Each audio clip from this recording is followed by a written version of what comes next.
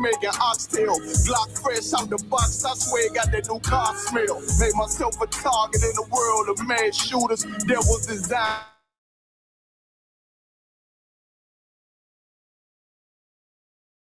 Five wives rain, not be overzealous.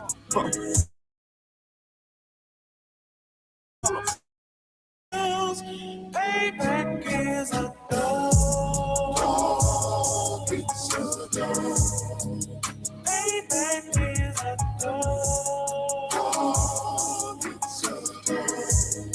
Payback is a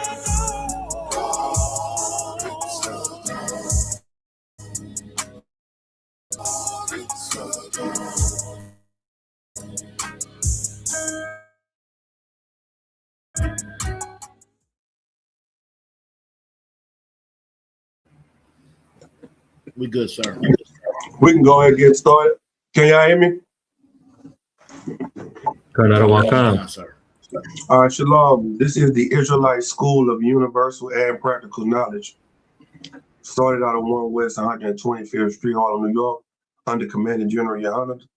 Today is the Wednesday night law class in Austin, Texas, where we go into the scripture and answer your questions about any and everything. We teach that Blacks, Hispanics, and Native Indians are the true chosen people of God, and that the white man is the devil, el hombre blanco es el diablo de la Santa Biblia. It's what we teach according to the Bible. Today's topic is the burden of marrying a leader.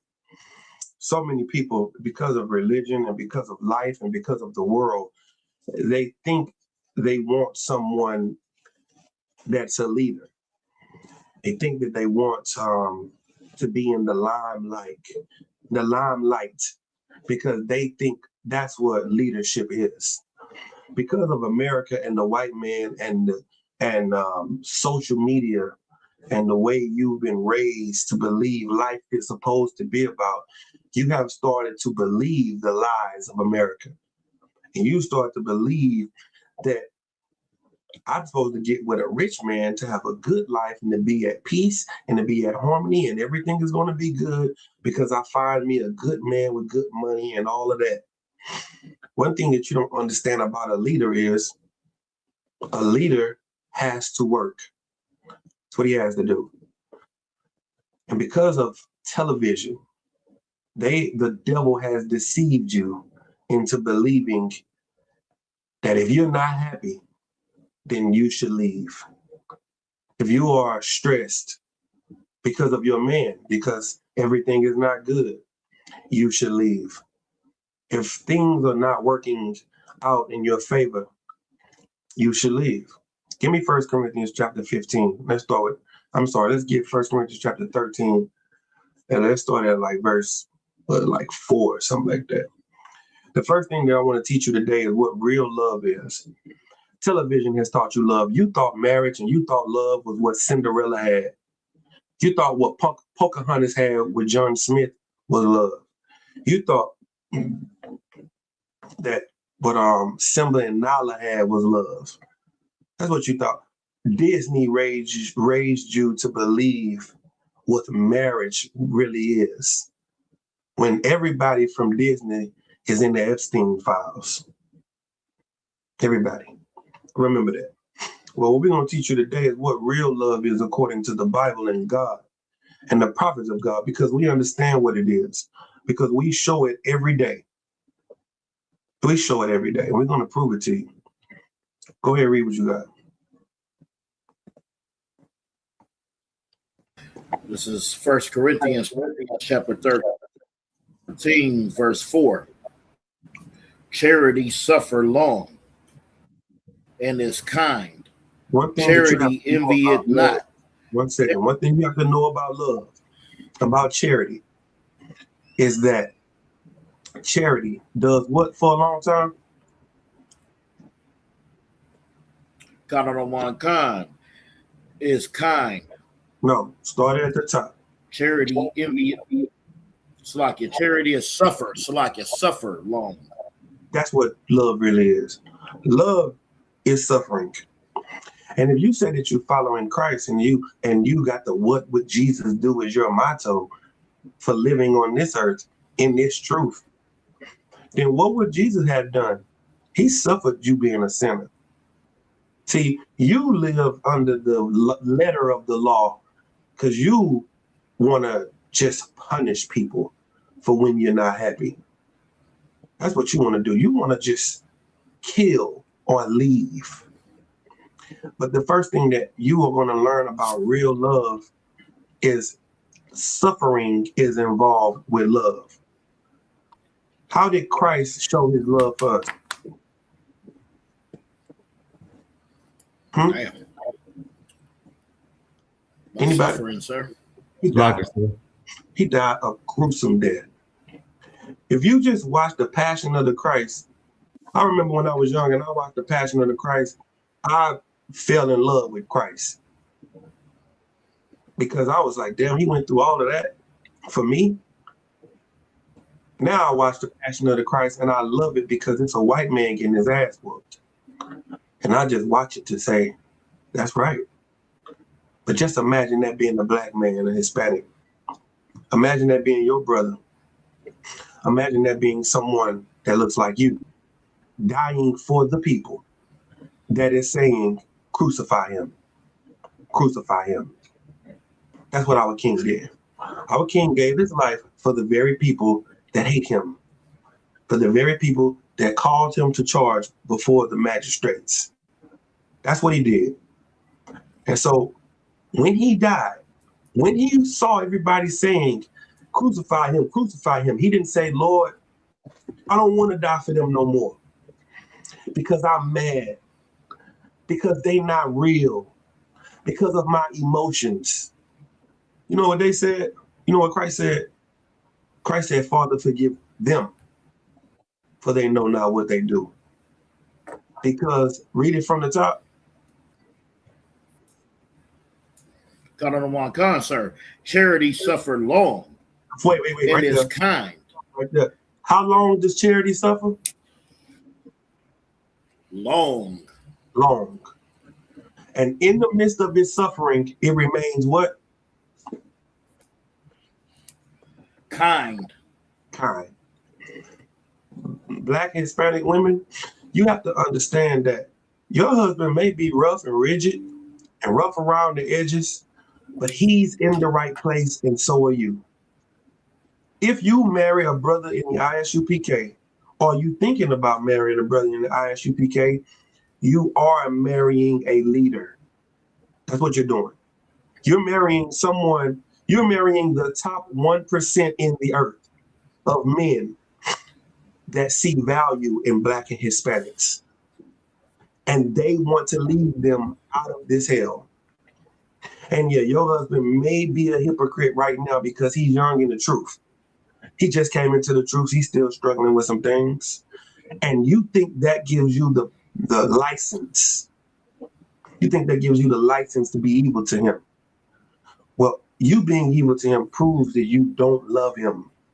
You don't understand what love is, because real love does what? Read again from the top. Con. I'm teaching Charity class. suffer long. All right. Okay. And is kind.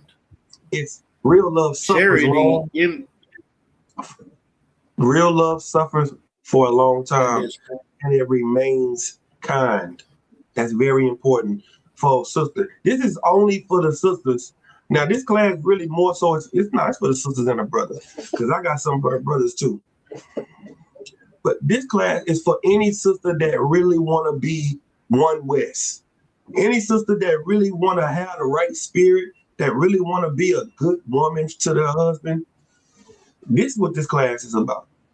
This class is going to get you right, because you're going to understand that everything does not revolve around you and your feelings and your emotions. All right? So now you're going to love through the suffering and stay kind. What else you going to do? Keep going. God on the one con, sir. Charity envieth not. Charity vaunteth not itself, is not puffed up. Another thing charity don't do is envy others. That's what charity don't do. Envy in the streets is called hating. Charity don't hate, and it don't vaunt itself, meaning it's not arrogant, it's not puffed up. And a lot of times we are prideful and arrogant in how we see things and how we live and how we view life. But that's not what real love is. Keep going. Got on the one concert. Verse 5. Doth not behave itself unseemly. Seek not her own. Seek what? Not her own. Go ahead. Found on the one concert. Is not easily provoked. Thinketh no evil.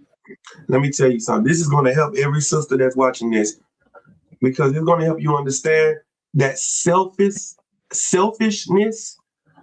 it will exclude you from being married to a leader, because leaders are selfless. And if you only think of yourself and your own, then you are not able to be with a man that is ready to save the world. You can't deal with that. You can't deal with the pressure that he has to leave. He's not going to be here. He can't sit up under the TV all day and watch Netflix with you. It's the same thing that women in the white man's military have to deal with. My husband is out saving the world, fighting for our freedom. It's the same weight that a woman that's married to a fireman has to feel. A woman that's married to a fireman, where does the fireman stay? Go ahead. At the firehouse. Razan, go ahead, Razan. What is it? What Officer Samarwan said, the firehouse? With who? With the other firemen? Yeah, with the brothers. The firemen stay at the firehouse with the brothers. How long? Forever. 24 hours. Day and night. Why? Because the fireman belongs to the people first. Because you are married to him, he doesn't belong to you first. He belongs to the people first, because his job is to protect and serve the people first. That's his job. Who else is going to do it? You know, the damn firemen get to every crime scene before the ambulance and the police. Them niggas is like the Levitical priesthood, because that's what the Levites were. The Levites stayed in the temple, the tabernacle, and when they were on call all day, dealing with what? Demons, dealing with sickness, dealing with fires, dealing with food shortage, dealing with all the problems of the people. That's what they did. And your husband is that in training. That's what he is. So there's no reason for you to vaunt and envy and puff yourself up, because what you've chosen is a damn superhero. You chose to be with Superman, the nigga Superman. That's what you chose to be with. And you're going to have a mindset of being selfless, because you're not going to get all of his time, because he belongs to the people. Keep going. Got on the one concert. Verse 6. Rejoice not in iniquity, but rejoice in the truth. See, when you start to really show love, you can't rejoice in evil and people's downfall and they hurt. And you can't be a gossiper. You don't rejoice in iniquity. What you rejoice in is righteousness, happiness, helping people.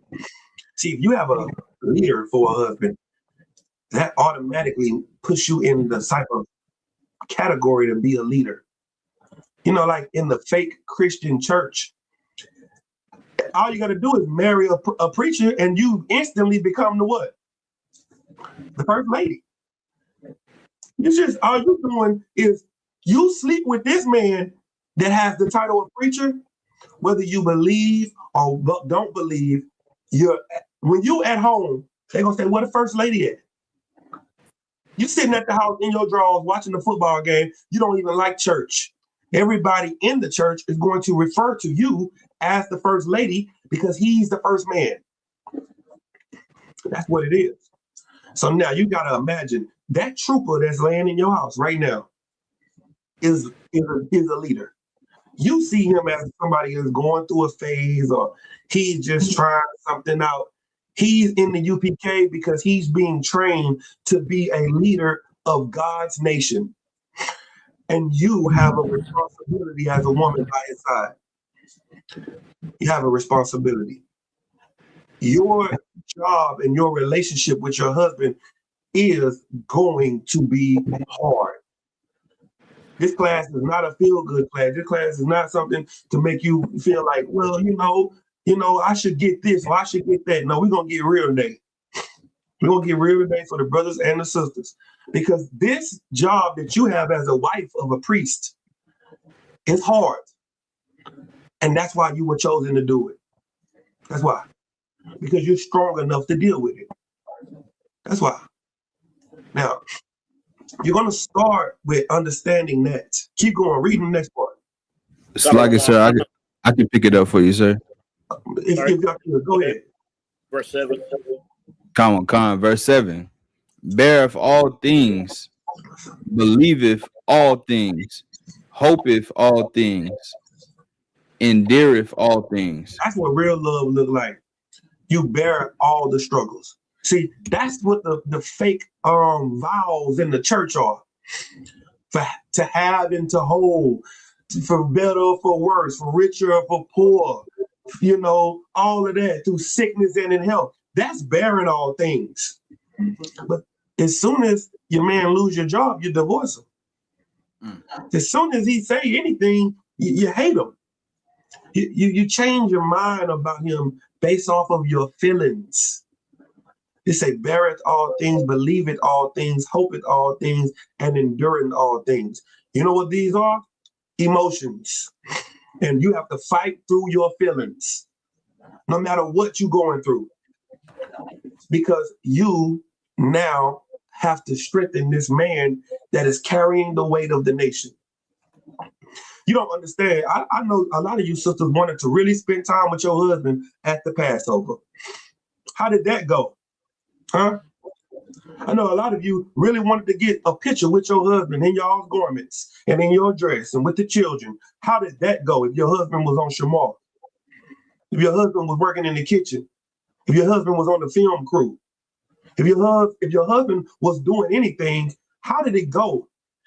Yeah, you see exactly what I'm talking about now. You didn't get no picture. You had to go down there to his post and take a picture with him. You had to go in the kitchen and he had a net on around his beard and his head with gloves on, and you had to take a picture with him, and he had to go with a plate in his hand and lamb and unleavened bread like this. All right, man, I'm going. Let me go serve these people. That's what you signed up for. You signed up to be with a servant of the people. And that is a very hard job. Now, let me tell you something. If you're not cut out for being with a real nigga, then just go ahead and leave him. You don't got to stay with him. Don't think that you're going to hold him down. Leave him. Because what we're going to teach a brother tonight and a sister is what you're going to do if you really love your man. Because I'm going to show you what God's going to do to you. That's what I'm going to show you. I'm going to show you what God is going to do to you for holding him back. That's what I'm going to show you. So I want to get this out the way so I can show you the foundation of the love that you got to have. You got to stay by his side, bearing all things, believing all things. What is that talking about? Your husband is in the truth. And what he says about the Sabbath, how to dress, how to eat, what to wear, who to sleep with, who not to sleep with, all of that. I know you was taught something different. You better believe all things that he say. You better understand what he's saying comes from God. Hoping all things. The things that he hopes for, you need to hope for because your desire is to your husband. But you are in the safest place to give your husband your full trust. You're in the safest place to do it because your husband is not leading you into darkness alone. Fake Israelites, Christians, religious leaders, followers, whatever they doing out there, those women are in an unsafe place. And the worst thing about it is a lot of those women are trying to submit to these evil, wicked niggas. Let me tell you something. We have a structure in here to make sure you are safe to submit to your husband. You're safe. You just have to follow the protocols. You have to believe all things. We tell you to take him to counsel, take him to counsel. Don't worry about the pushback. Don't worry about how he gonna walk around the house smacking his teeth, looking at you crazy and saying, oh, you telling them niggas about my business. So what? You better do what we tell you to do if you want this to work. Because both of you chose to come in here. We didn't force you to come in here. You came in here because you believe this is where the Lord is. Now you have to follow the rules that we have. Believeth all things, hoping all things, and what? Your mic is muted. Endureth all things. You're going to have to endure it. You're going to have some bad days, sis. You're going to have some bad days too. She going to get on your nerves. She going to ride you. She going to ride your back about nothing. You're going to have the worst day ever at work, and you're going to come home and she's going to be sitting there ready to complain. That is not a reason to leave. Endure all things. Right. All things that are what? That are lawful. Because you don't got to endure no adultery. That's one thing you ain't got to endure. When it says all things, you're going to endure all things that are lawful. Why? Read the next one. Come on, Khan.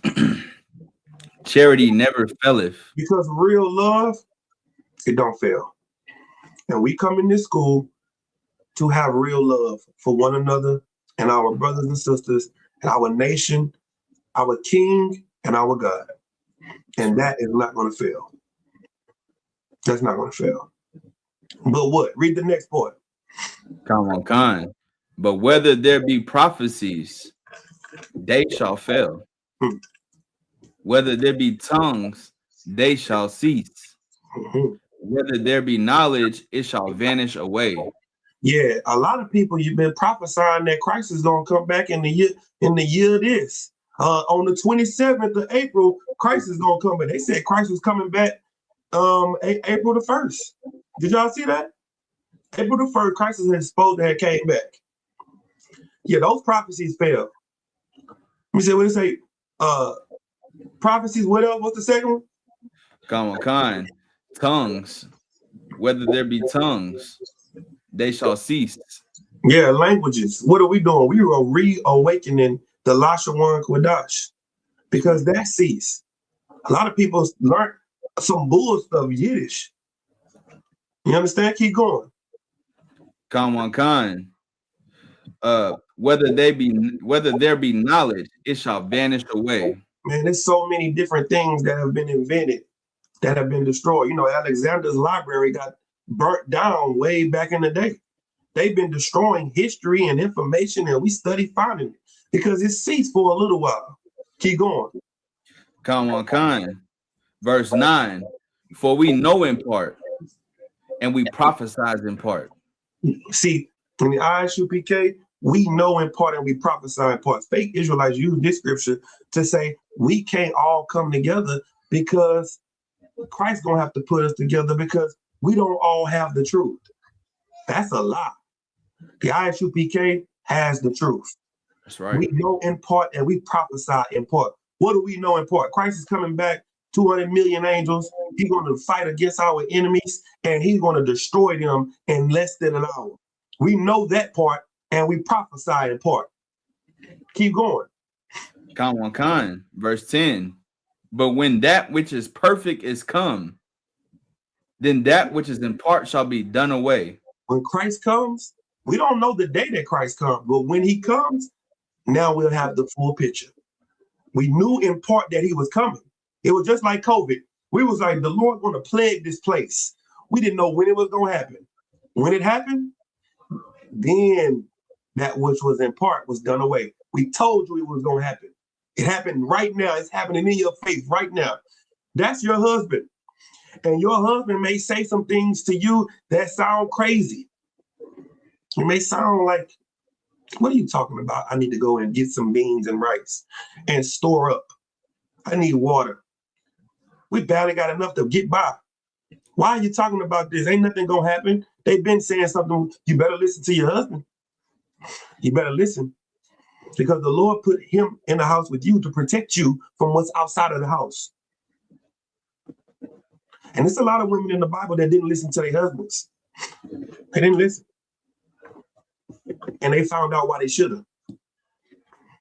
So it's important that you take heed to what's being told to you, because if you marry a leader, you are marrying someone that doesn't have time to fight the earth and the world and the white man and the system and the highways and the go into the highways and the byways and get them out, people off of drugs and do food programs and prison programs and food drives and clothes drives and all this, and then come home and argue with you. No. Captain Saka taught a class yesterday. If you haven't watched it, go and watch it. He said it's a time to heal. And this is a time to heal. And we finna heal from all this bullshit we've been going through.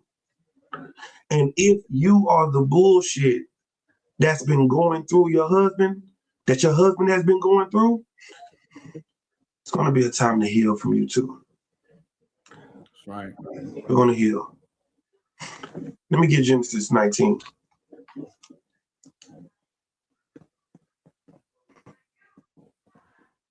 Did we finish this 1 Corinthians before we go there, Salakia? We stopped at verse. How many more verses like that? We got 3 more verses. Okay.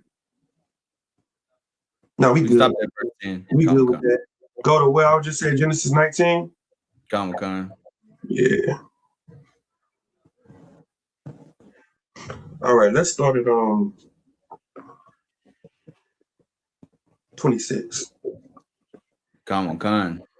It's the book of Genesis, chapter 19 and verse 26. What's going on in this chapter? In this chapter, Abraham before this prayed for the wicked. And the Salakia, before we go here, let's go to 2 Ezra, chapter 7. Come. 2 Ezra, chapter 7.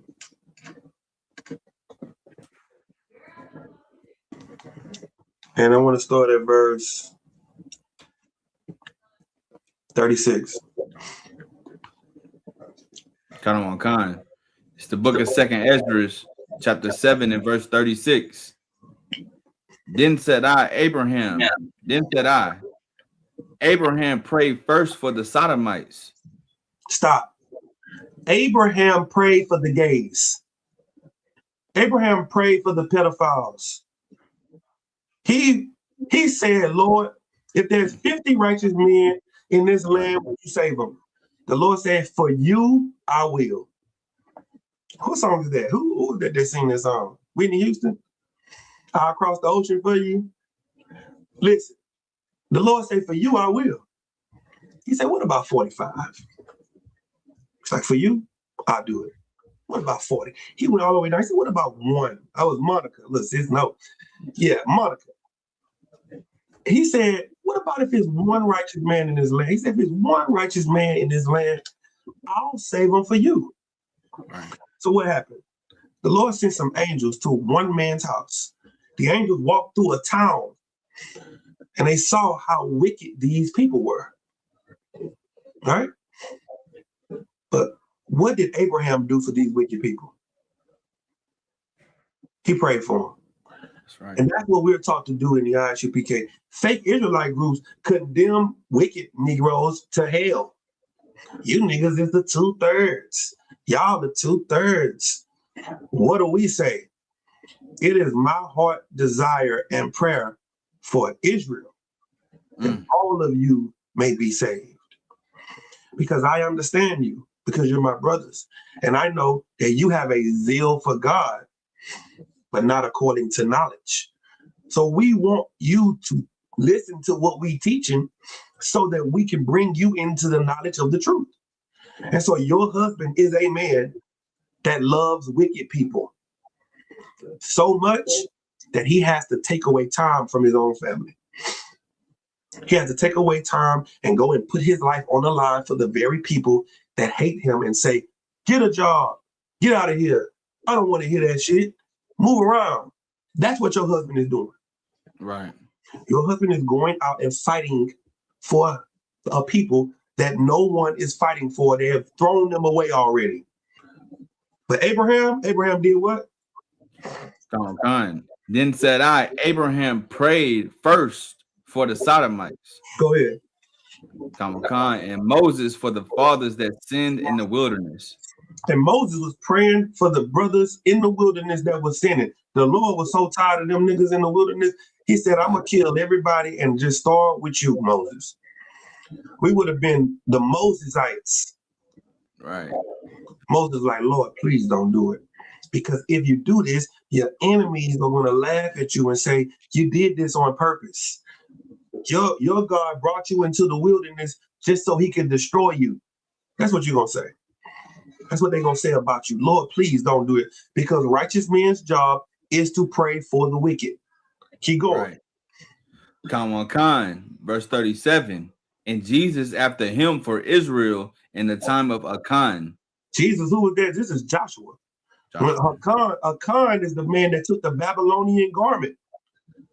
That's what he did. This is Joshua praying for the nation. He's like, Lord, why did, I think there was 20 brothers that died. Why did we lose 20 brothers? Why? Because when we would go to war, we would lose nobody. Because the Lord was with us. Well, what did he do? He had to pray for the wicked men. Keep going. Con. And Samuel and David for the destruction, and Solomon for them that shall come to the sanctuary. Verse 39. Read verse 41. Con. Verse 41. Even so now, seeing corruption is grown up, and wickedness increased, and the righteous have prayed for the ungodly. Wherefore shall it not be so now also? Now also, are we going to stop praying for the ungodly? Let me tell you what happens 9 times out of 10. Brothers stop wanting to work because they want to take care of everything else but their priestly duties. And that was such an evil thing. Man, it's a scripture in the Apocrypha I need right now when it said they uncovered their heads. They uncovered their heads. Oh man, where's that at? 1 second. This scripture will show you how important it is.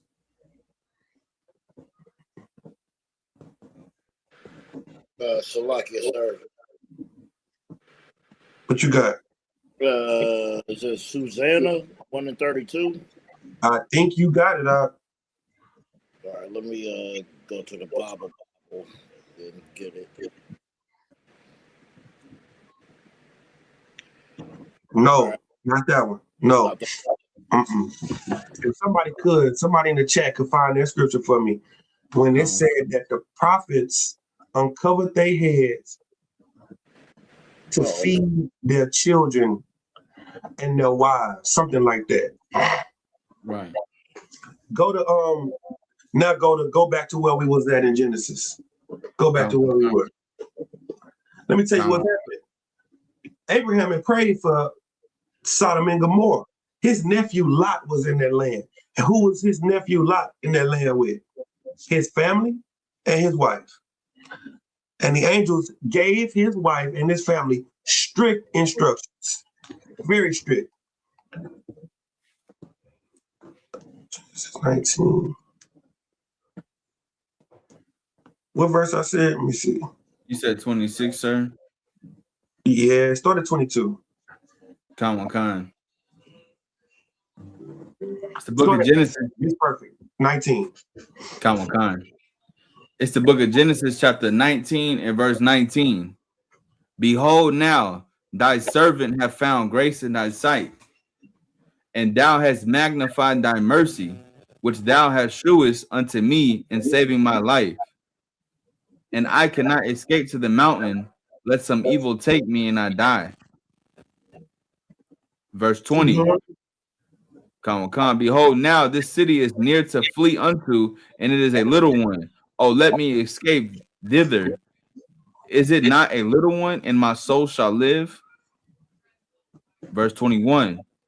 And he said unto me, see, I have accepted thee concerning this thing also, that I will not overthrow this city for the which thou hast spoken.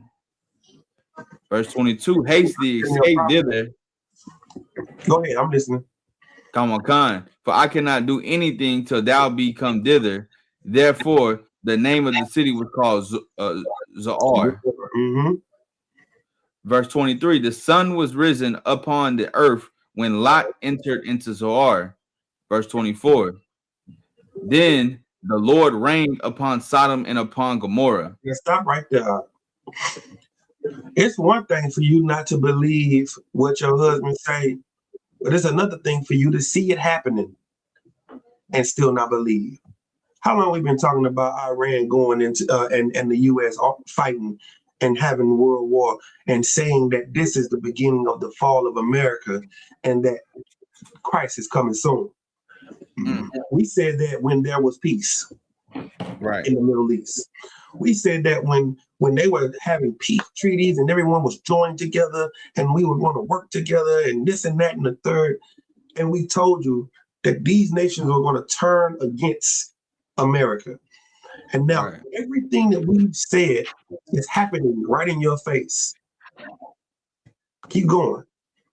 The Lord, the sun was risen upon the earth when Lot entered into Zoar. Then the Lord rained upon Sodom and Gomorrah, brimstone and fire from the Lord out of heaven. Keep going. Verse 25. And he overthrew those cities and all the plain and all the inhabitants of the city that which grew upon the ground. Keep going. Verse 26. But his wife looked back from behind him, and she became a pillar of salt. Let me tell you something. Lot's wife didn't want to leave the world.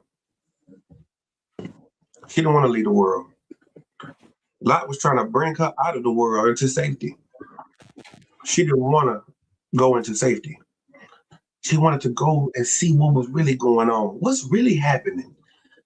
Because I don't believe what he write about what he's saying is happening. Maybe it's something else. What's really happening back there? That's what's happening. What's really happening is because you don't believe your husband, it's going to destroy you. It's going to take you. And God is going to punish you. Let me tell you something. You may not respect your husband, but you better respect where he is. And you better know that God is in this place. That's what you better do. If you don't love him, love God. If you don't respect him, respect God. Because your husband now works for him. And you're not going to mess up God's business because you just don't believe. You don't like it. You're not going to stop God's business from happening. You think God is going to allow you to be something that stops his works from coming to pass? You think you're going to do it? See, you take too much upon yourself if you believe that much about yourself. If you think you're that important. Lot's wife thought she was that important. She thought that God's word wasn't going to come to pass on her. She's still sitting there right now as a pillar of salt. If you need to salt bathe your steak, there's some salt in Sodom that's sitting there for sure. And you can go and get all the steaks you want and salt bathe it. And its name is Lot's wife. Don't become something that we remember because of your disobedience. Don't become that. Because there's another woman that the Lord had to remove out of her husband's life. Because she had her husband distracted. Go to that in Ezekiel. Come on, Con. Yeah, the Lord, give me Ezekiel 24 and 15. The Lord told Ezekiel, let me see, Ezekiel 34. Did I say 34 or 24? You said 24, sir.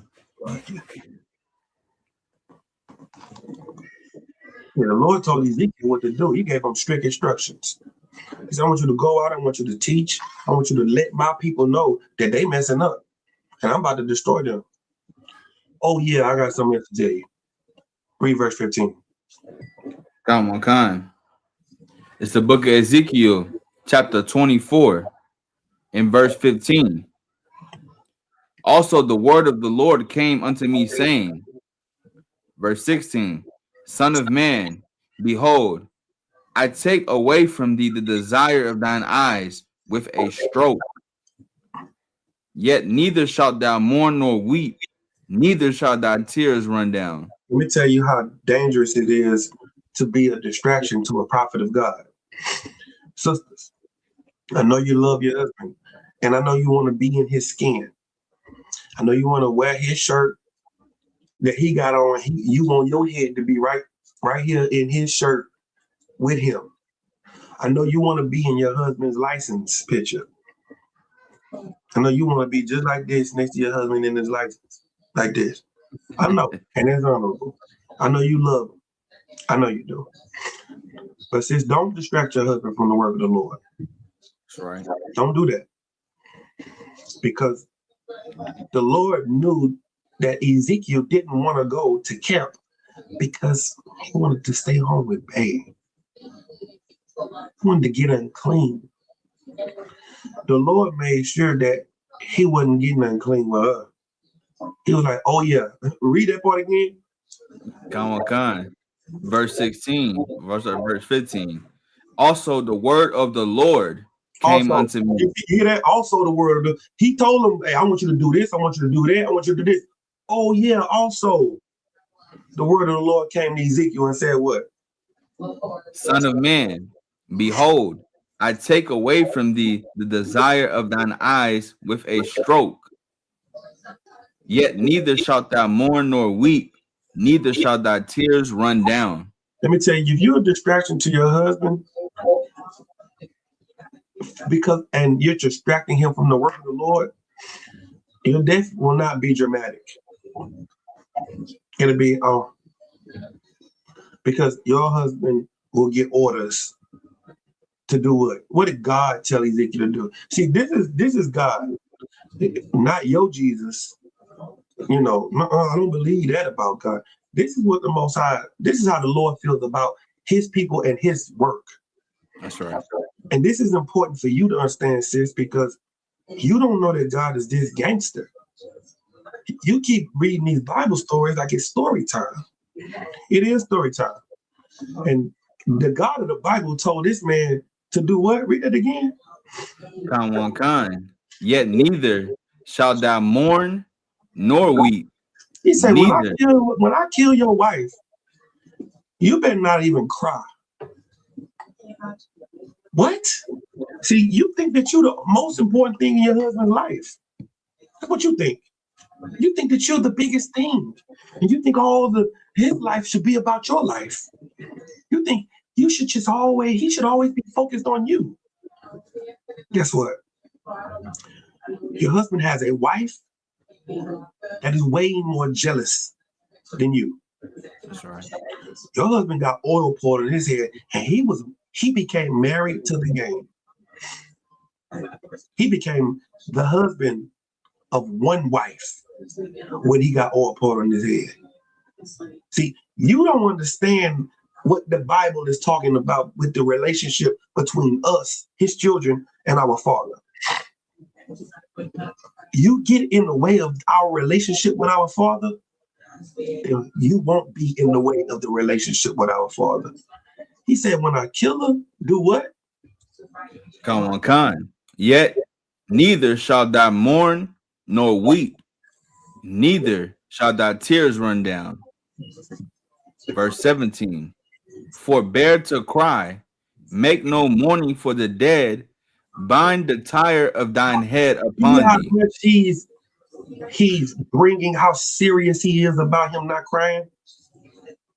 Like, okay, I'm trying to help you understand something. If Ezekiel would have cried over his wife, he would have sinned, because the word of God told him not to. He said, I'm gonna take her with the stroke. Don't mourn. Don't let the tears run down your face. Forbidden to cry. Why? Because she was the desire of his life and not the work of God. If the Lord called your husband in this school to do the work of the Lord, then your husband is married to the game. And you better get the hell out the Lord's way, or he'll get the order to miss your funeral. Miss it. Don't cry over her. He said, don't cry over her. Don't let the tears run down your eyes. But what should you do? And what you better do? What did he say after that? Khan, bind the tire of thine head upon thee. He said, wrap your mitri. That's what binding the tire is. He said, wrap that meat. He said, don't cry over your wife, but you know what you better do? You better be wrapping that mitri up and doing what? Khan, and put on thy shoes upon thy feet. Put your boots on and do what? And cover not thy lips. Do what? Cover not thy lips. And eat not the bread of men. He said, listen, you better go and teach and fast. And you better not cry. That's what you better do. Did you find that scripture for me? Shamar, you couldn't find it? I remember you broke it down in San Antonio. I gotta find it then. Don't worry about it. I'll find it. That's what you better do, man. Hold on, let me see.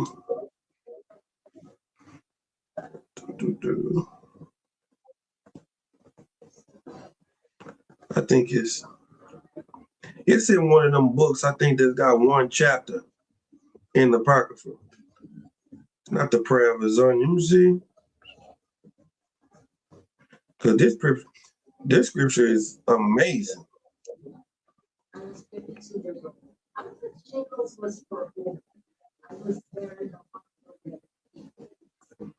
So look, y'all, just give me 1 second. Come on, soon.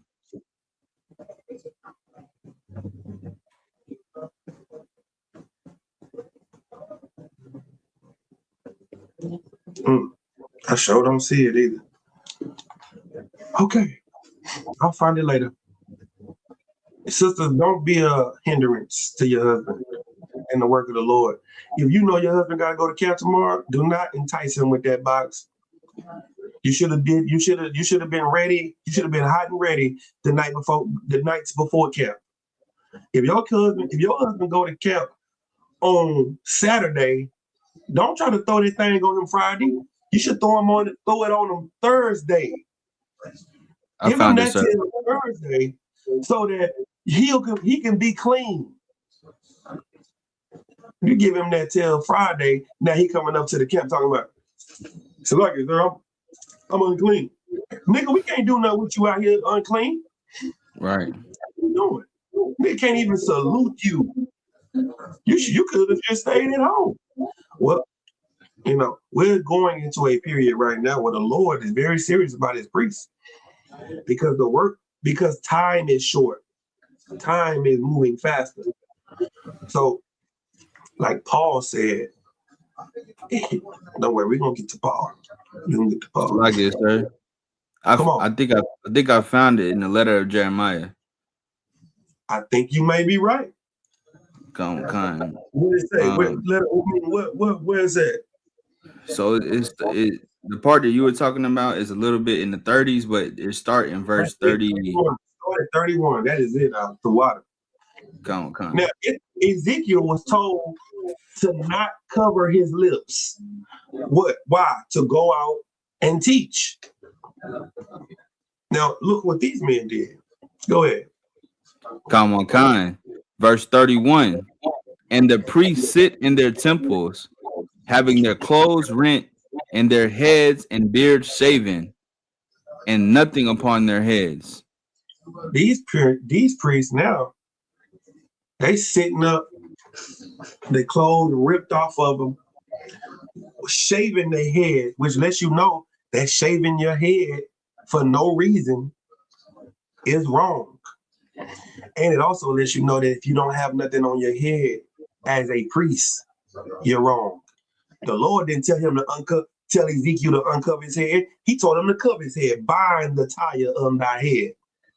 These priests, these evil men, were sitting in the temple doing no work. Keep going. Come on, Khan. Verse 32. They roar and cry before their gods, as men do at the feast when one is dead. Yeah, like the Christian pastor running up and down the aisles and screaming and hollering like they had a funeral or something. That's what they did. Keep going. Come on, Khan. Verse 33. The priests also take off their garments and clothe their wives and children. They do what? They take off their garments and clothe their wives and children. Somebody in the chat, somebody on the stage, tell me, what does that mean? The priests take off their garments to clothe their wives and their children. Why aren't the priests working in the temple?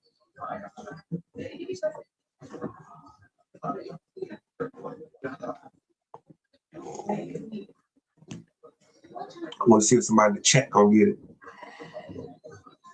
Why aren't they? Go ahead, Rizan.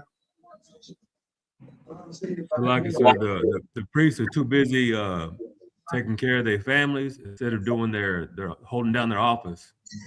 What does that mean? That means they're distracted. It doesn't mean they're distracted, but make it practical to the day. They love their wives more than the work. They love their wives and their children more than work. But how are they showing it? What are they doing? The sister says they didn't do God's work. They are providing for family. Give her a hand. You know why these brothers wasn't able to do the work of the Lord? Due to slavery. Right. That's what they were doing. They were slaving. They were so focused on what was happening. The real was saying, you're always up in the temple with the priests. The kids need some shoes and some clothes. We need you at home. You doing some work. What's wrong? You know what, baby, you right. So now you run to the temple in the middle of the night and you need the fireman. But the fireman is at home with his wife and his kids. You run to the firehouse, you call 911 in the middle of the night. But they say, oh, I don't got no police on call right now. Because they at home with their women and children. You understand, right? You say somebody kicking in your door, somebody kicking at your door right now. Oh, well, I don't have nobody on call because they're at home with their wife and children. You could understand that, right? Do you understand that? You call 911 and somebody tells you that the laws wasn't available because they was at home with their wife and kids. Would you understand that? Hell no, you wouldn't. You're like, well, who the hell am I call then? Who the hell gonna come and help me at this time? See, this is when all that virtuousness comes in. This is when the virtue comes in, sisters, because we need your virtue in order for us to be able to protect and serve. And there's going to have to be a serious type of sister that comes into the truth, that really understands how important it is to be there for her brothers and this work of the Lord. Because we can't raise the dead and heal the sick and make the blind see and do inventory. When is inventory, Shamar, what? So like I said, you said what? When's inventory? May 30th. May 30th, sir. They said we better be there. It's Jamal. Listen, you got to do inventory. How long does inventory take? We can get it done in a day if everybody's diligent. So what if I call you what if I call you in the middle of inventory and say, Salak, I need you to go handle the situation? Yeah, I'm gonna tell my boss that I got UPK business. That's what I tell my slave. I got UPK business. You know, man, he can go be about his father's business. But you know what these priests were doing? They was sitting in the temple talking about, man, it's slow right now, man. We need some money. Man, I'm finna go home, bro. I'm finna go do this. And now the people are starving. The people don't get fed. Such an evil thing.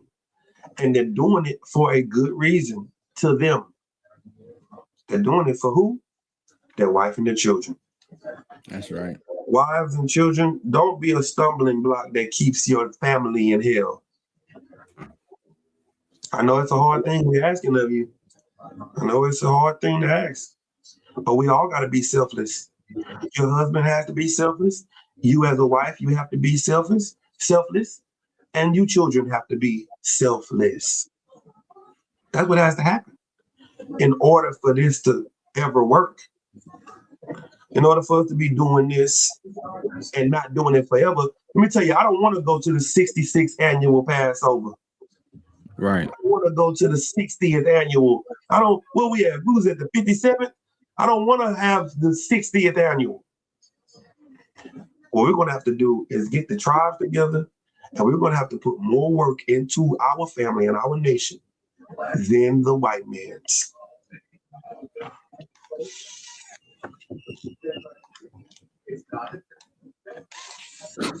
There's some long stuff in that chapter. Let me give you let me go to another story. Give me Job chapter 2 real quick. Kind. Now, I know a lot of you sisters think you would have married Jesus. If Jesus would have been there, you would have married him because you know how to pick a good man. And you understand, you think you want you a righteous man. A righteous man ain't never at home. Where did Jesus stay? What was his house? Jesus said, foxes have holes, birds have nests. The Son of Man had nowhere to lay his head. Well, there was a righteous man that was at home. There was a righteous man that was at home with the family having an excellent time. And guess what the Lord did to him because he was a man that God chose?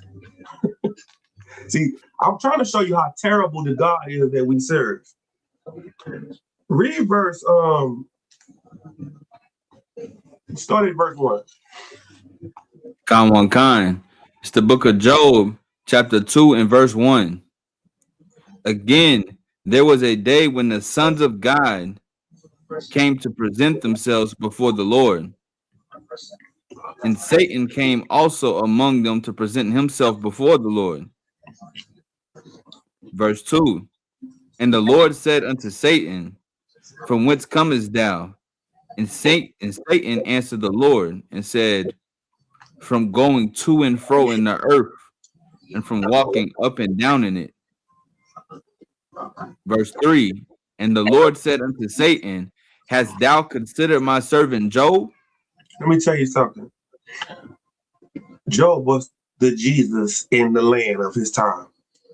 Job was so righteous that God said, Satan, you've been out there trying to take the easy route.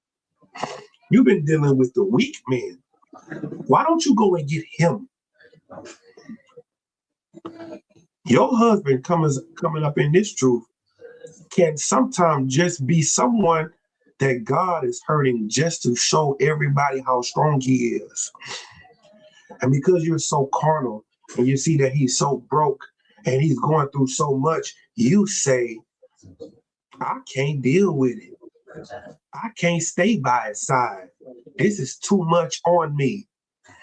when you are with the one of the most righteous men in your area. You passing up on your Jesus. That's what you're doing. That's right. The Lord put you with one of the most righteous men in your zone, and you said, I just can't do it no more. Because you would have never married Jesus. Because Jesus loved God more than you. And a lot of you women are fighting for your husband's soul because you want your husband to worship you. You want him to make you the center of his life. You want him to make you his idol.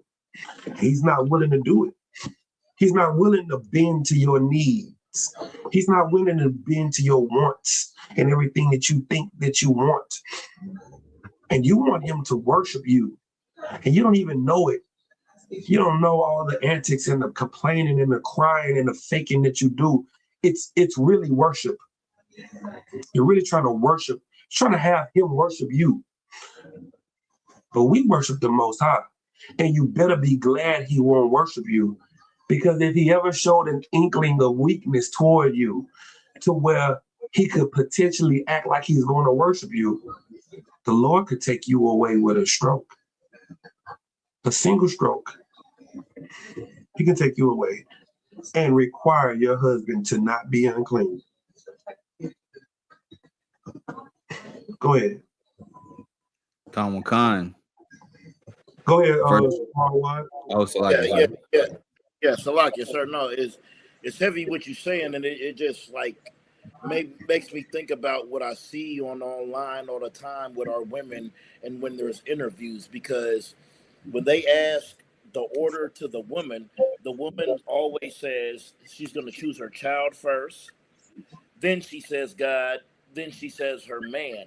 But I understand why we are raised, how we are raised to where we feel like we should be able to do anything as men and not have no correction or no trouble, because our mothers always show up for us no matter how wicked or disgusting we are. They always choose us first over God, over their husband, over anything. So like, yes, sir. What you said was so real, because you are now married to your mama. And your mama get mad when you put your wife before her. Let me tell you something, mothers that are married to your sons. You are evil. Your son belongs to his wife. If you need a man, go get one. That's what you need to do. Go and get you your own man, because your daughter-in-law has her own man, and it's not your son. He is not your boo. He doesn't bring you Mother's Day cards and Valentine's Day. Can you imagine? Valentine's Day is, in my mind, about sex, and you mad at your son for not giving you a Valentine's card? That's nasty to me. That's a little nasty. It's kind of disgusting. You need to stop being so weak.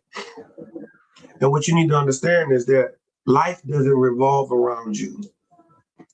Keep reading. Read what's on the point that he just brought out. Give me Isaiah 3 and 12. You stay where you at, Rapper Yard. Tomorrow, you give me that real quick. It's like, sir, if I could. Go ahead. For the mothers that is attached to their son and want them to be their husband, we got some strong older brothers in the UPK that'll be happy to take you away from your son. I'm trying to tell you, we got some strong younger brothers that'll take you too. That's right. We ain't, brothers in UPK ain't scared of no woman. Right. The pastor, he may be scared of you.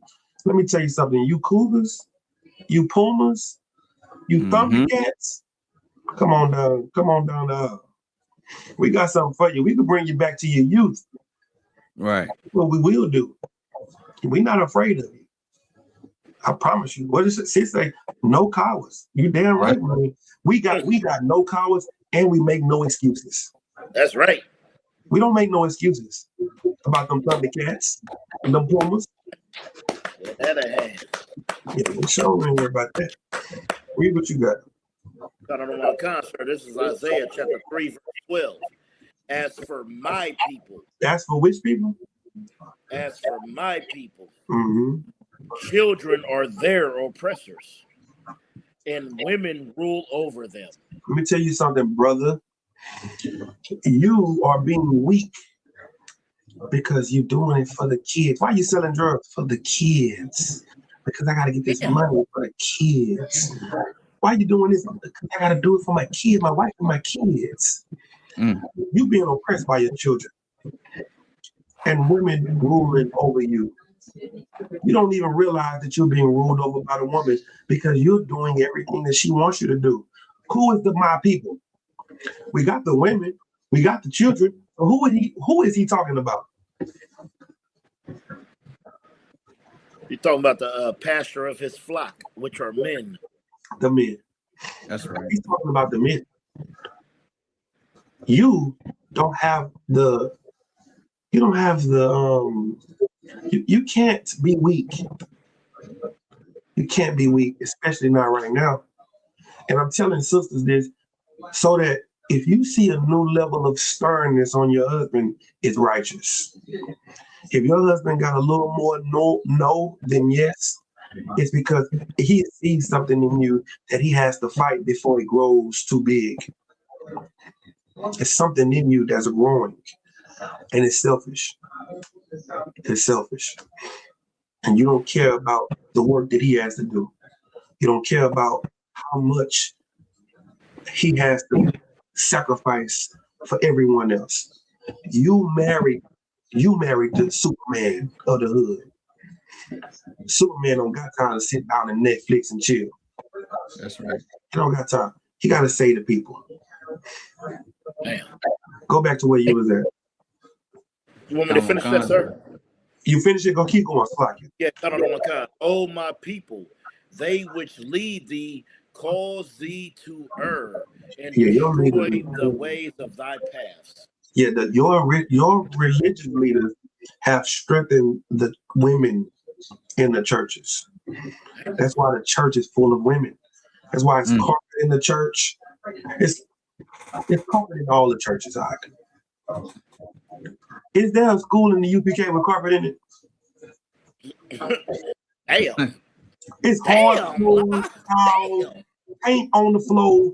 You know, we make the concrete look good, but I mean, it ain't no carpet in there mud. Right. You know why? Because churches are made for women.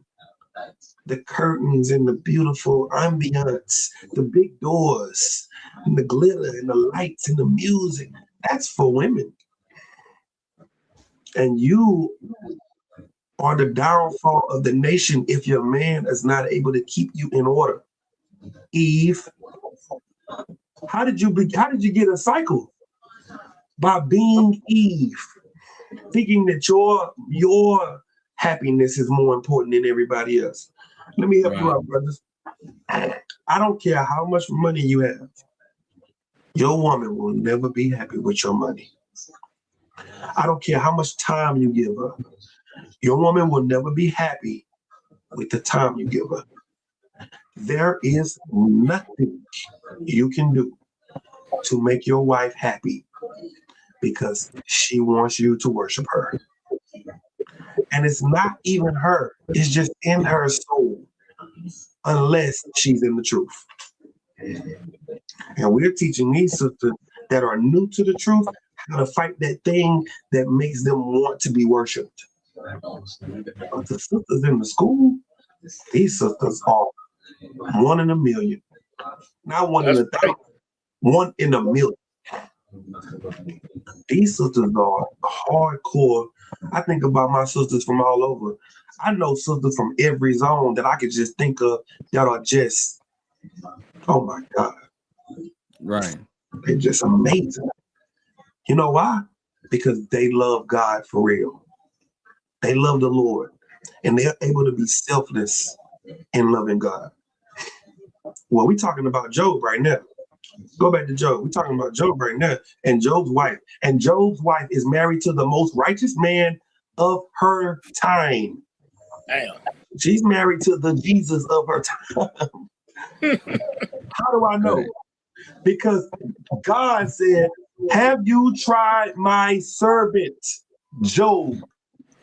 He is perfect, upright. He is in God's mouth. Right. You understand that? He is a name that the Lord is calling. Damn. Nice. Damn. Jesus of our time. Go back to what we said in Job. Come on, I'm there, sir. We had Job 2.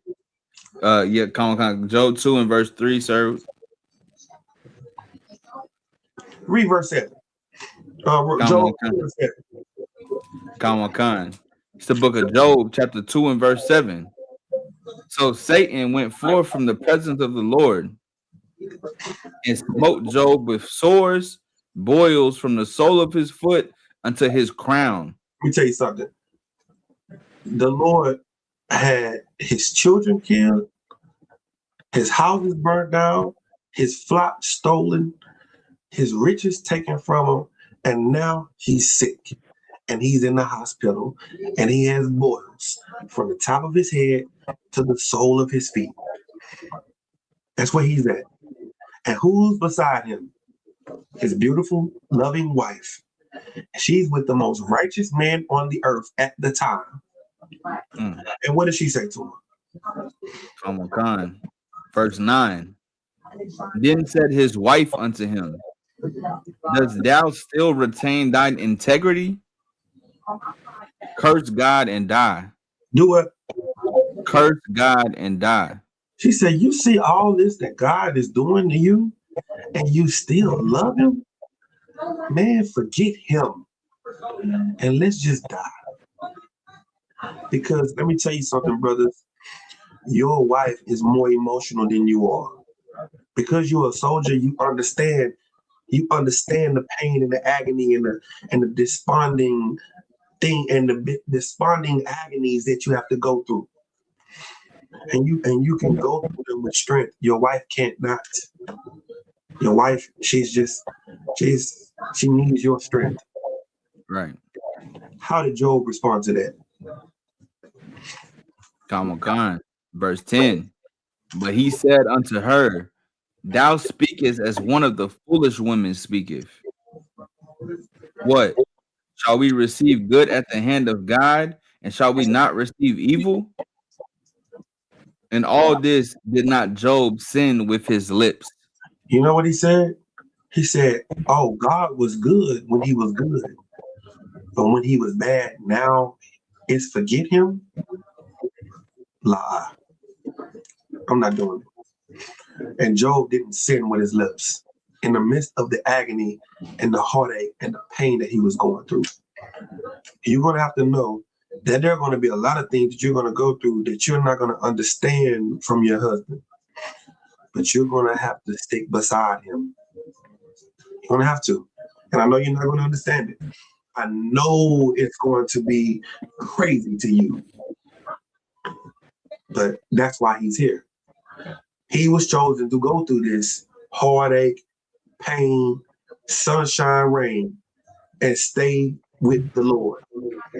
Because you know what the angels is doing while Job is doing this? Rejoicing. The angels is looking at Job like, damn, that was hardcore. Satan said, Satan is one of one. Right. It ain't nobody else. It's Satan. Satan put this test on Job. And everybody looking at it, they're like, oh, they got Satan on this brother. This ain't no little day. This ain't no little Asmodeus. This ain't no Baal. This ain't no Beelzebub. This is Satan himself dealing with a brother that is your ancestor. Right. And everything in the heavens and the earth is looking at this to see, like, God damn, this nigga solid. He lose his family, he lose his cars, his house, he lose everything he got. And his wife, his helpmate, says, why don't you just curse God and die? Any regular nigga would. But Job was supernatural. He said, woman, what the hell are you talking about? God blessed us. We were happy. When the bad days come, we're still going to love him. Right. Since that's what you're gonna have to do with your man, you're gonna stay beside him through the good and the bad. You're gonna have to bear all things. Then let me go to Proverbs 31, your favorite scripture. Now you want to understand what a virtuous woman really is. You want to understand what a real virtuous woman looks like. Go ahead, Shamar. Yeah, all right, so I kind of got a question about that. All right, so Job didn't give in, right, to what his women said, right? But today, do most of our brothers give in because of the mother aspect of how our mothers raised us? Is that why some of our brothers give in and turn weak when it comes to the women and listen to what they say and do their will rather than the Most High's?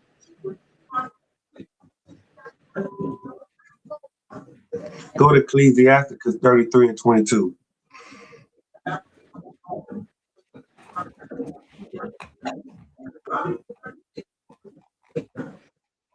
You said 33 and 22, sir? This is Ecclesiasticus. Start at verse 18. Chapter 33, verse 18.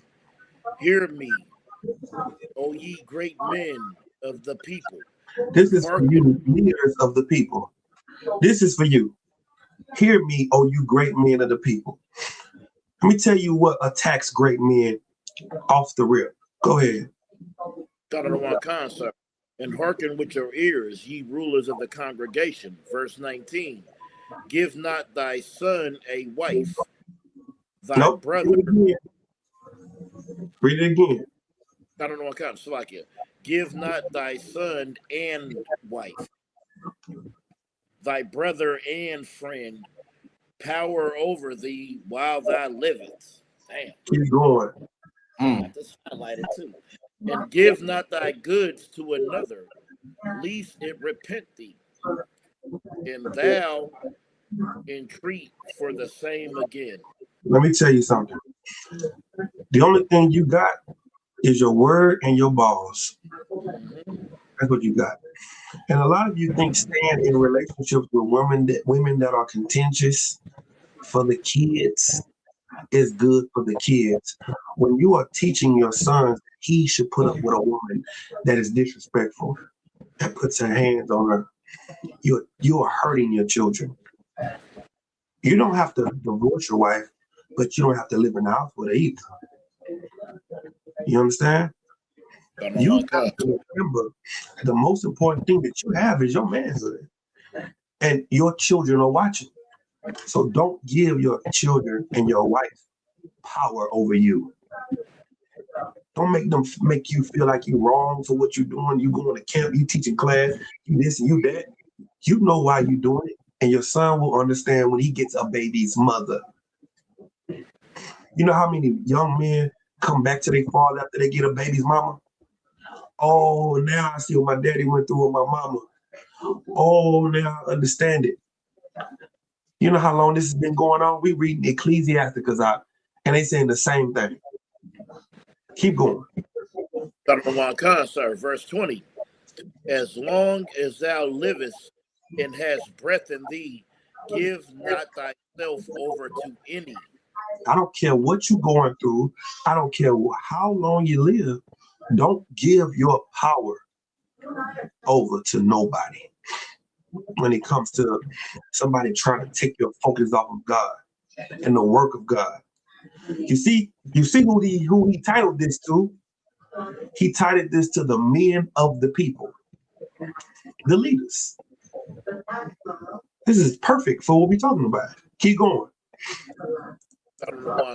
Verse 21. For better is it that thy children should seek to thee, than thou shouldest stand to their courtesies. It's better that you leave that house and your children grow up and they come and find you than for you to sit there and they see you be weak every day. It's better that you just leave. And a lot of Your baby's father's left for good reasons. See, you think he's a dead. No, he was no coward. He left because you could take the kids. I could go make some more kids. You can take everything that I built with you. But you know what you can't have? My manhood. And that's what this whole class is about. Your husband's manhood is a non-negotiable. It's a non-negotiable. It's not like it's not something that we can talk about. Well, what about my, no. Read the next verse. Verse 22. In all thy works, keep thyself the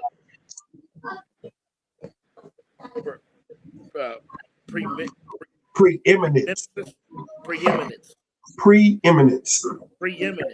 Look up preeminence. Yeah. All right. Like, let me read that again. Ecclesiasticus 33, verse 22. In all thy works, keep to thyself the preeminence. Leave not a stain in thy honor. Leave not a what? Stain in thy honor. What's your honor?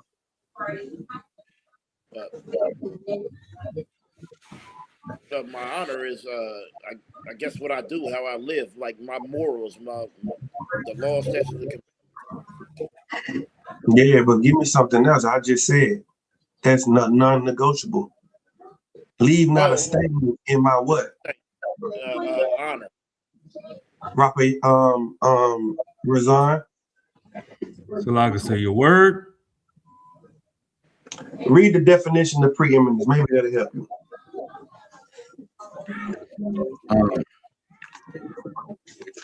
Con.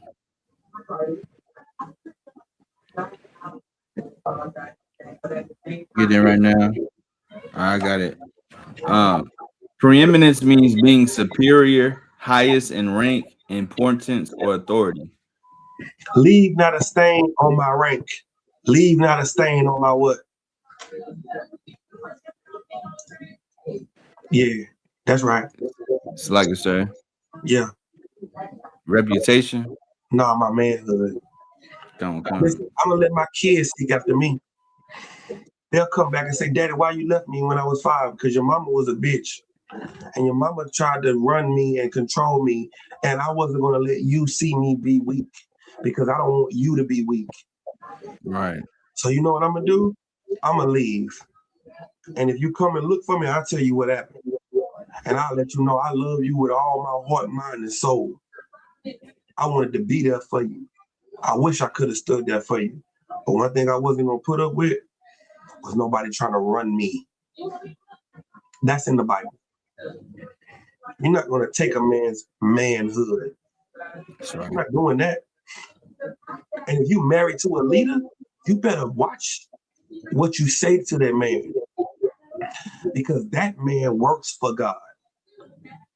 If you can't speak evil of a man that's in a cartel and escape with your life, then how do you expect to speak evil of a prophet of God and escape with your life? Right. I think God is way more vicious than the Sinaloa cartel. I think he's a little bit more. I think his cartel is a little more gangster.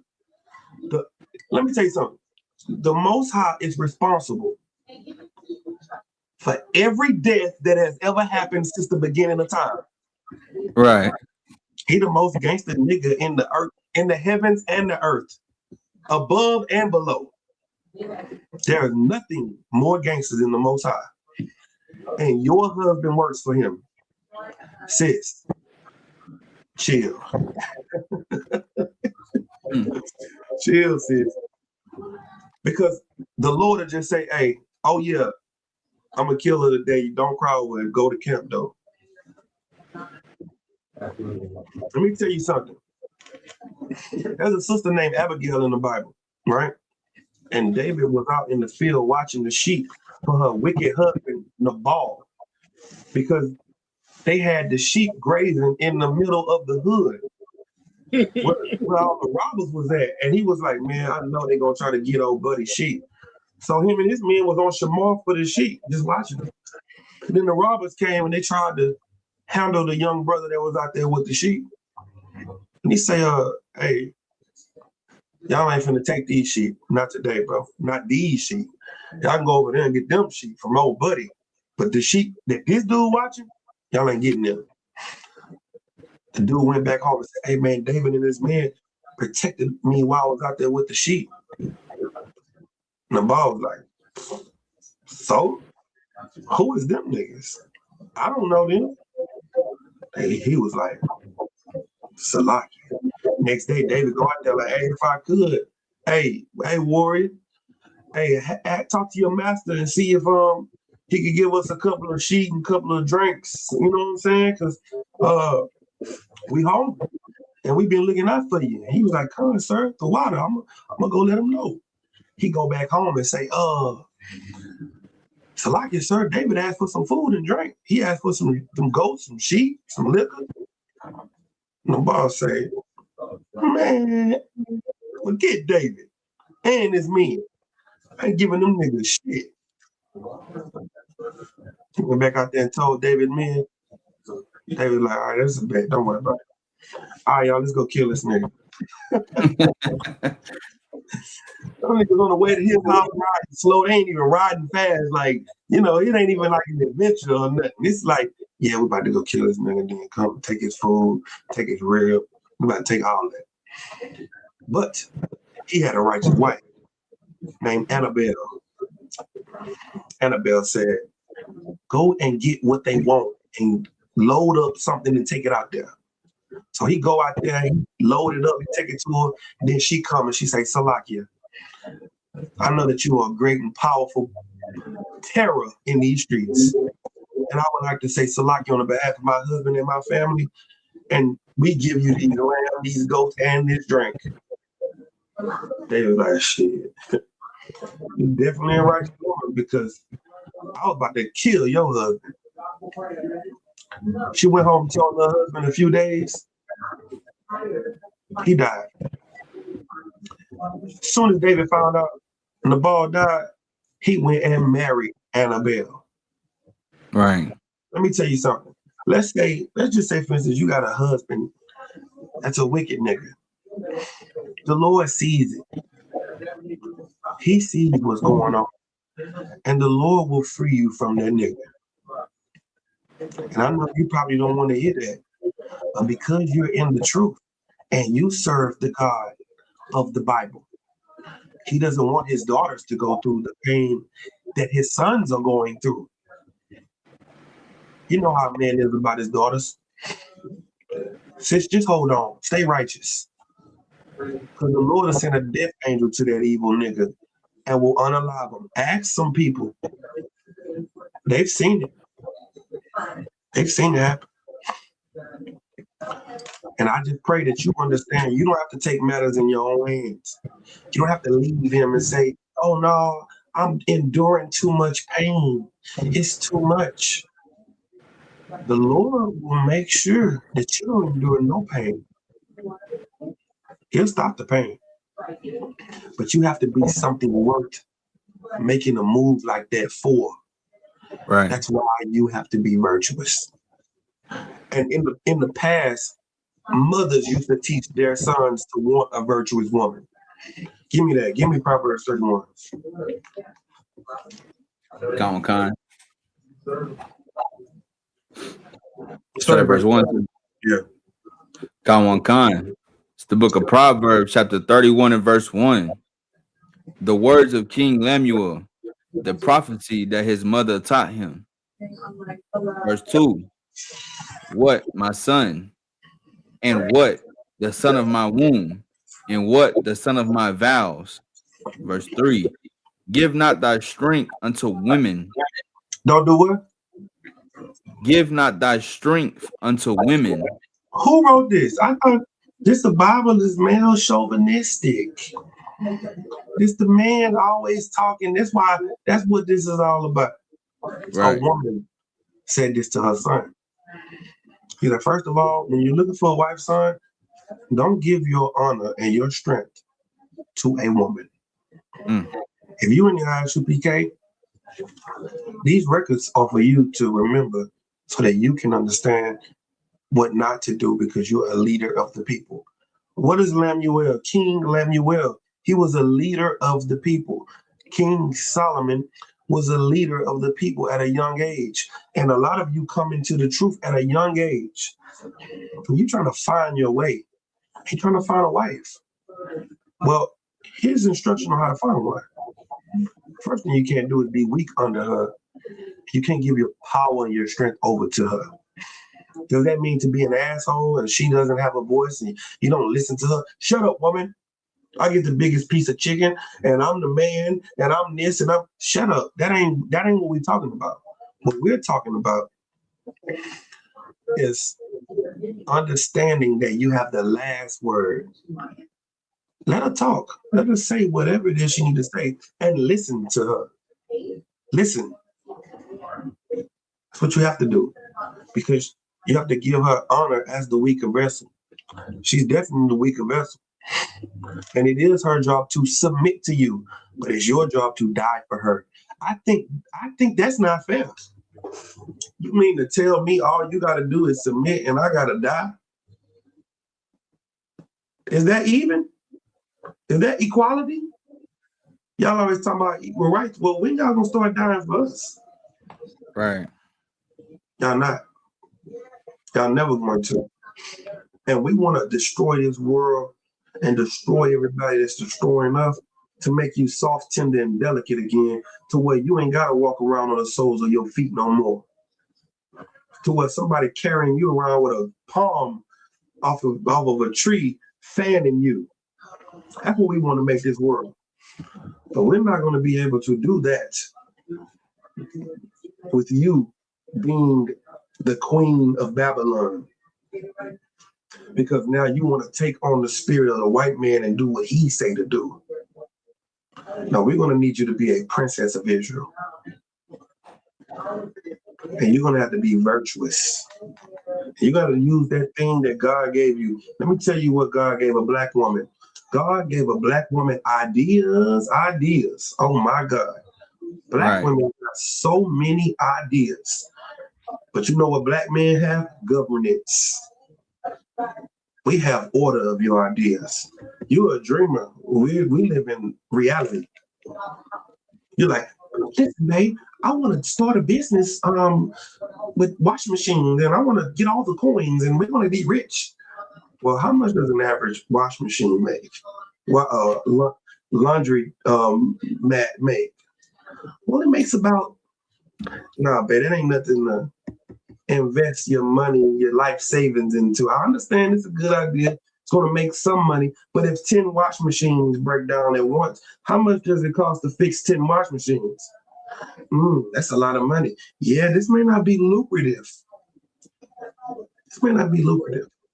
That's what a man has, and you have to respect it to protect you from the danger of your brain, because you have a brain that God gave you that made America great. You're the first computer. Remember that. That movie, what this shit called? Hidden Spaces, Hidden Places, Hidden something. Hidden Figures, sir. Hidden Figures, that movie. That movie is about 3 black women, that got the white man to the moon. Doing math on a board. No calculator. A black woman was your first calculator. Oh, our women are amazing. But guess who they are amazing for? NASA. The white man. For his system. For destroying our house. If you want to know what black houses would look like if a black woman was the ruler and the leader of the house, you're looking at it. Black men been out of the house since the 80s, since the crack epidemic. You got 40 years of leadership. And it didn't work. No sweat. We're not mad at you. We're not going to even talk about it. We're not against you. We're your brothers. And we down with you. It's time to put your brothers back in their rightful seat. That's right. The leaders of the people, the flock of my pasture are men. That's what we got to get back to. So now, Lemuel, King Solomon's mother, is telling them, don't give your strength over to a woman, but find a virtuous woman. Read verse 10. Khan. Who can find a virtuous woman? Read that again. Who can find a virtuous woman? Shissy said, who can find them? What does that mean about a virtuous woman? Go ahead, Rafael. They hard to find. They hard to find, which lets us know that you are something precious.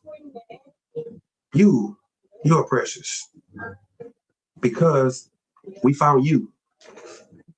Keep going. Khan. For her price is far above rubies. Keep going. Verse 11.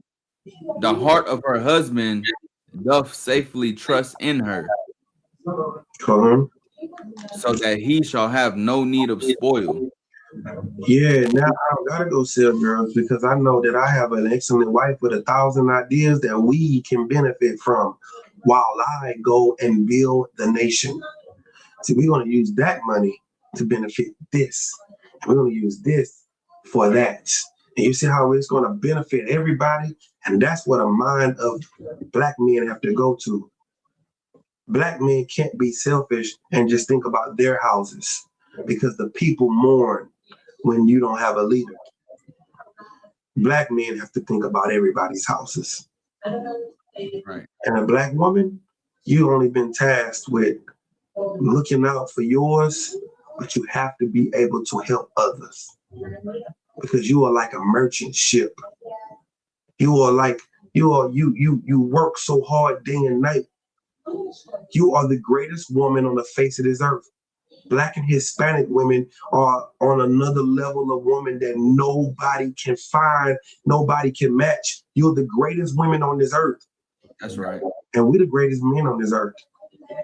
And you are going to have to let the world know you got the greatest men, and we're going to let the world know we got the greatest women. And we're going to do it together as Blacks and Hispanics. That's what we're going to do.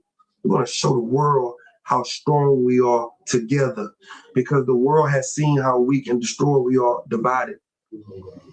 The devil comes to kill, steal, and destroy. We gonna put the nation back together. Keep going. Khan, verse 12. She will do him good and not evil all the days of her life. Read verse 20. Khan, verse 20. She stretcheth out her hand to the poor. Yeah, she reaches forth her hands to the needy. Keep going. Khan, verse 21. She is not afraid of the snow for her household, for all her household are clothed with scarlet. Verse 22. She maketh herself coverings of tapestry. Her clothing is silk and purple. Let me tell you how great our women are. Our women ain't afraid of hard work. Our women ain't afraid of low overtime. Our women ain't afraid to get nothing done. Now imagine if all our women had that in mind about the nation. Not just their house alone, but about their brothers and their sisters. Let me tell you something. That thing right there is something that the white man never wants you to put your mind back on. He don't never want you to put your mind back to us and not me. He wants you to keep thinking about me. The scripture wants you to think about us. You get back to that, we're going to get the kingdom of heaven. That's right. Now, you read scriptures like, the bishop must be blameless, the husband of one wife. We got one wife without you. We got oil poured on our head. We got married to the work. And we got to be blameless in this work. And we can't whore on our wife for our wife. We can't turn our back on the Lord for you, because we are married to the Lord, and we need for you to understand that. We need you to understand that what we're doing in here is raising up virgins. Give me that revelation. Con. I need that real quick. Revelations 14:4. Con. It's the book of Revelation, chapter 14 and verse 4. These are they which were not defiled with women. What does that mean? That means the only way you're going to get the kingdom is you got to be a man with no woman. You got to be a virgin.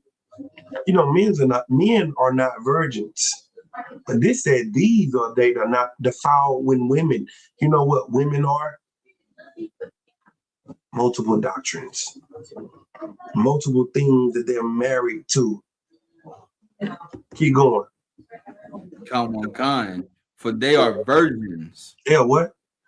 They are virgins. Keep going.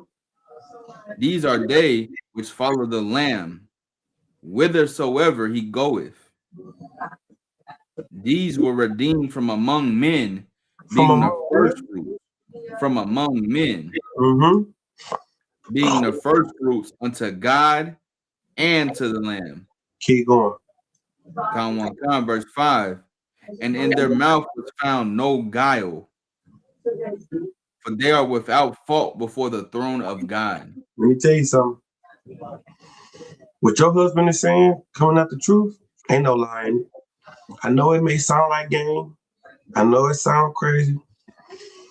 But you're going to have to trust the man that God gave you, because he gave you something that's going to protect you from the world to come. And this world to come is an ugly, evil world. And you married a man of God, even if he's a trooper. You look at that man like, damn, nigga, you could be someone that I'm reading about in the Bible. Right. Because he is someone you're reading about in the Bible. Precept. Con. Shamar 1. The spirit of the prophets are subjected to the prophets. The spirit of the prophets are subjected to the prophets. The prophets of God always find their way back to the truth. And the Lord allow you to marry one of the men that is going to find their way back to God. You should thank the Lord for your husband. I know he may not be all he's going to be right now, but bear all things, believeth all things, hopeth all things, endureth all things, because charity never fails. That's right. Love your husband. Stand by his side, because that's the burden of marrying a leader.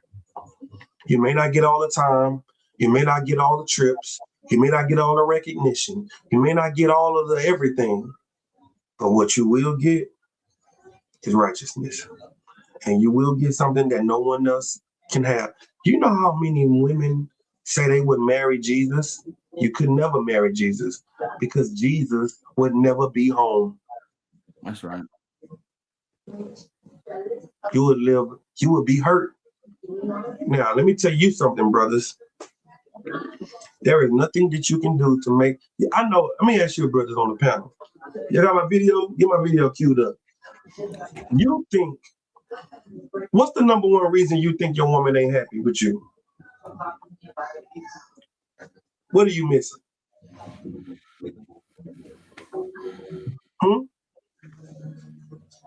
Go ahead, Rapiat. Me personally, I think it would be like time. That's about it. Time. What else?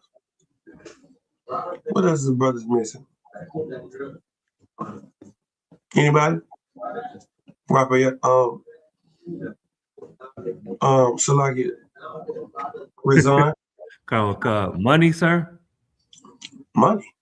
You think that if you had more money, she could be happy? The brother said giving her control. That's true. giving her control. See, she wants control. She wants to rule over you. That's what this is all about. Ruling over you. And you think that the reason you got to go so hard at the slave is because that's why she's not happy. Let me tell you something. This video I'm about to show, all of these women that left their men, they're heroes. And I'm going to see if everybody can hear the word that they use that makes them heroes for leaving these men. Now, black men, these men, they got money. So now we're going to find out why they left, which will free you from the burden of trying to do it. Play the video. And who left the world's richest men and never looked back. Number 7, Mackenzie Scott.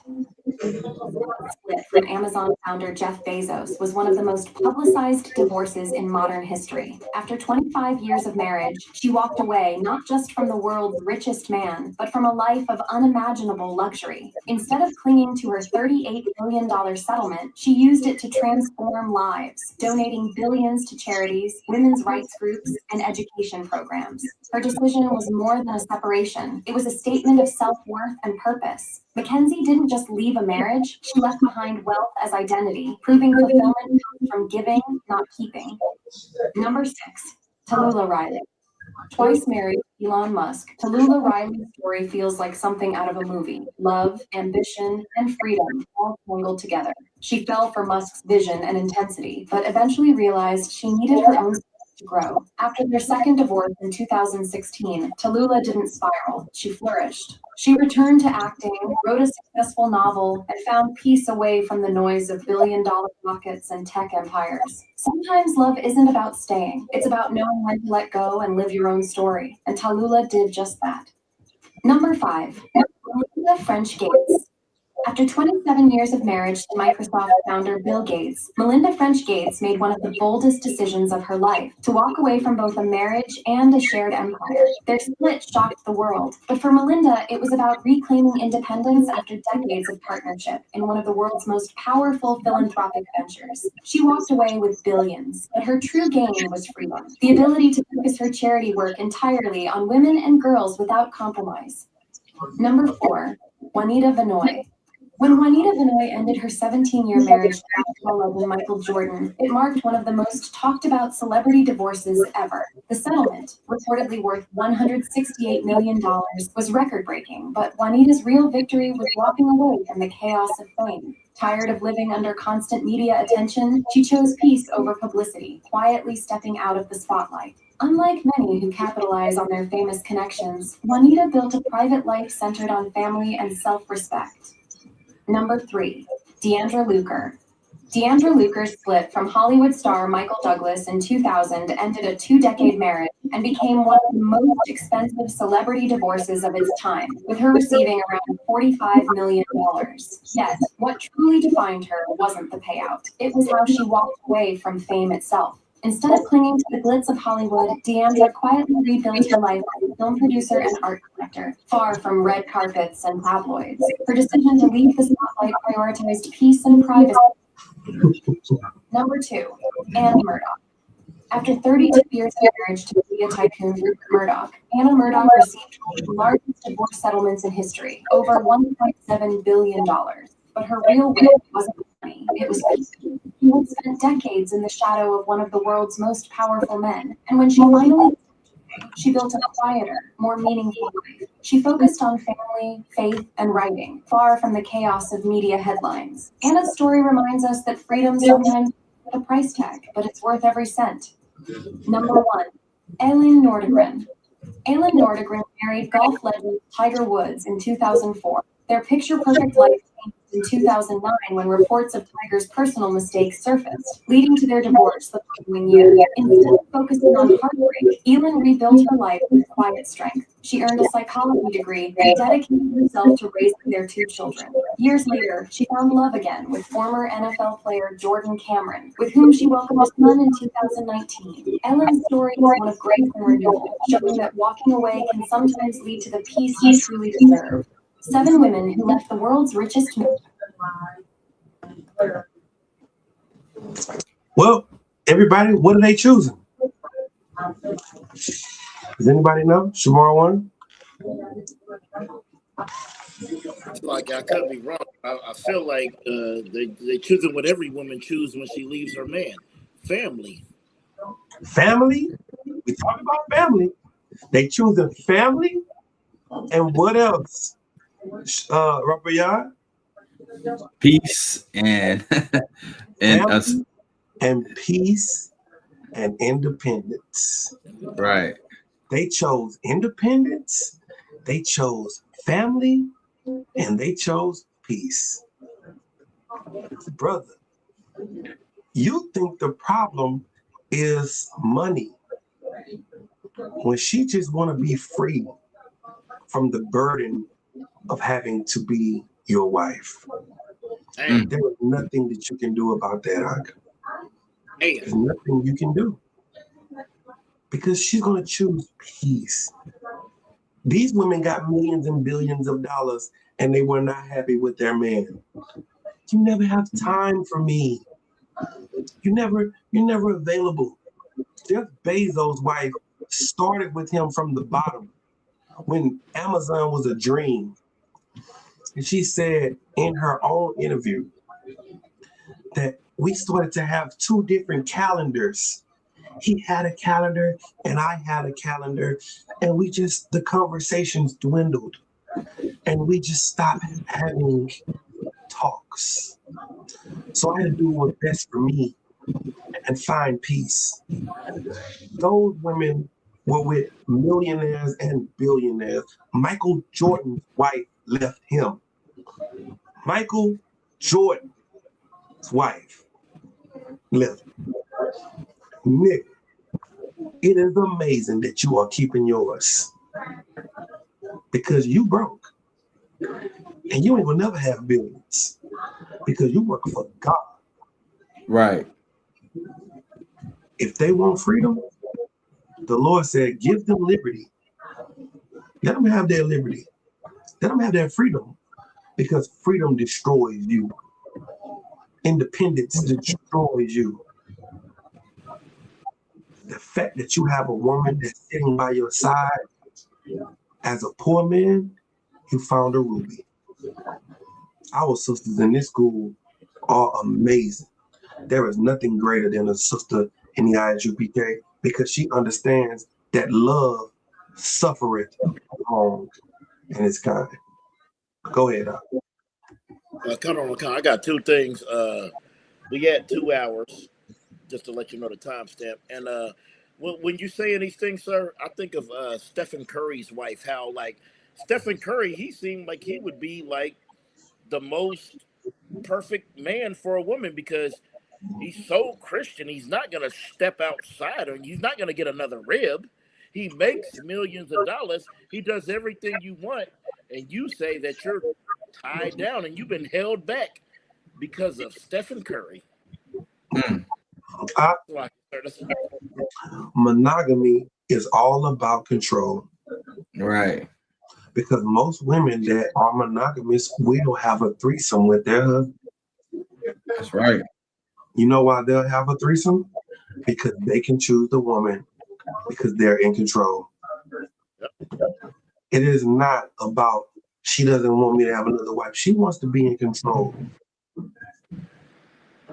And you have to take control from her. If you don't, we'll never get the garden, Adam. We'll never get the garden. You have to do what's good for the people and not what's good for your house. That's right. With that, pay your tithes. This is the ISUPK. Started out of 1 West 125th Street, Harlem, New York, under Commander General Yohana. Rules for new brothers and sisters. If a brother or sister meet a man, she is off limit for 6 months. She is to be saluted only. That's if right. a brother and sister is interested in each other, they must talk to the camp leader to be able to court.